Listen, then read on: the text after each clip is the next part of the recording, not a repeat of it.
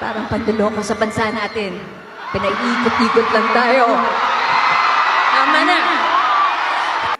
Di naman po lingid sa kalaman natin na napakaraming nangyayaring kaguluhan,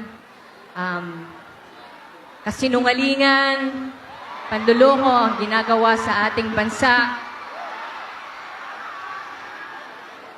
Let us all be reminded na kayo, I don't want to put the pressure on you, ang ating mga kabataan, kayo ang pag-asa ng ating bansa, ng ating bayan. One day, kayo ang magbabago ng bulok na sistema ng bansang ito.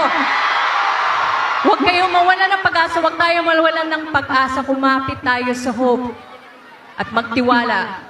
Patuloy na magtiwala na balang araw, mababago din ang bulok na sistema na yan. At uunlad din ang ating mahal na bansang Pilipinas. Hindi na natin kailangang umalis ng bansa para makapaghanap ng magandang trabaho dahil nandito na lahat ng oportunidad. Patuloy natin ipagdasal ang ating bansa.